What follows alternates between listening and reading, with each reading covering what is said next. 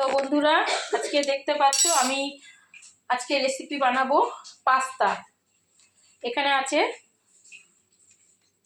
150 গ্রাম pasta, এখানে আছে দুটো গাজর কুচানি, এখানে আছে পেঁয়াজ কুচানি, এখানে আছে দুটো ডিম এবং আর গোলমরিচ দিয়ে আমি সুন্দর করে খুব সহজে পাস্তাটা বানাবো এবং 20 মিনিট সময় নেব। 15 থেকে 20 মিনিটের মধ্যে আমি রেসিপিটা রেডি করে ফেলছি। তো এখানে আমি কড়াইতে জল বসিয়েছি, এখন আমি পাস্তাটা দিয়ে দেবো। পাস্তাটা যাতে লেগে না যায় তার জন্য আমি কয়েক ফোঁটা সাদা তেল দেব। আমি 2 ফোঁটা সাদা তেল দিলাম, পাস্তাটা একে অপরের গায়ে লেগে না যায়। এবার পাস্তাটা আমি খুব ভালো করে সেদ্ধ করব। পাস্তাটা সেদ্ধ হয়ে গেছে, কড়াইটা বসালাম। এবার কড়াইতে তেল দেবো। এখন এই কড়াইতে তেল দেবো,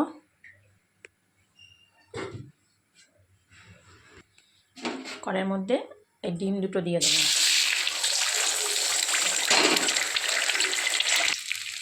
এবার এর মধ্যে আমি দেবো একটু লবণ। তো এদিকে দেখছো আমার ডিমের ভাজা মতন হয়ে গেছে, এবার এটাকে নামিয়ে নেব। তো এবার কড়াইতে তেল দিলাম, এবার আমি কুচানো পেঁয়াজগুলো কড়াইতে দিয়ে দেবো।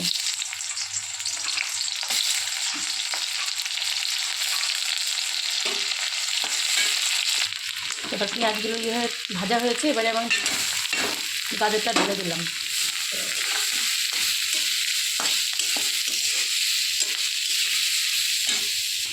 এবার এর মধ্যে আমি দিয়ে দিলাম গাজরগুলো।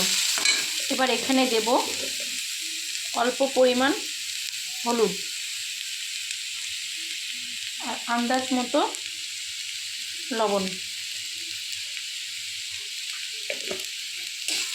আমি বললাম না বন্ধুরা যে তেলটা আমি খুব কম দিই, যেহেতু আমার মেয়ের স্কুলে টিফিন দিতে হয়, প্রতিদিনই তো এরকম মানে পাস্তা চাউমিন করে দিতে হয়, তার জন্য আমি খুব একটা তেল দিই না।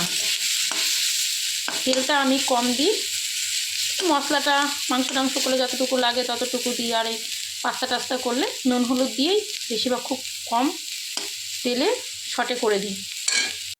তো দেখতে পাচ্ছ এখানে আমার গাজরটা প্রায় ভাজা ভাজা হয়ে গেছে। এবার এর মধ্যে দিয়ে দেবো আমি ডিম ভাজাগুলো। এবার এরপরে দিয়ে দেবো আমি পাস্তাটা। কিন্তু দেখো বন্ধুরা, কোনো তেল নেই খুব একটা, ঠিক আছে? আমি বললাম না যে তেল ছাড়াই হালকা তেলে নাস্তাটা বানিয়ে দেবো।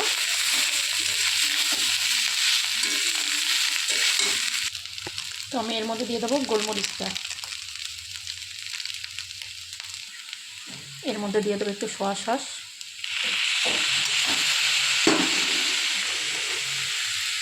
আর দিয়ে দেবো একটু চিনি, ব্যাস আর কিছু না। তো আমার পাস্তাটা হয়ে গেল। আমি যে বন্ধুরা তোমাদের বলেছিলাম 15 থেকে 20 মিনিট লাগবে, অতটাও লাগেনি। আমার একদম ঘড়ি দেখে 12 মিনিটে আমার টিফিনটা হয়ে গেল। তো বন্ধুরা, এই যে আমার পাস্তাটা হয়ে গেল পুরো 12 সেকেন্ড,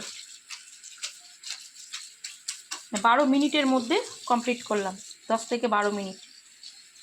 দেখতে পাচ্ছ কেমন হয়েছে বলো? তোমরা তোমাদের বাচ্চাদের জন্য এরকমভাবে কম তেলে টিফিন বানিয়ে দেবে।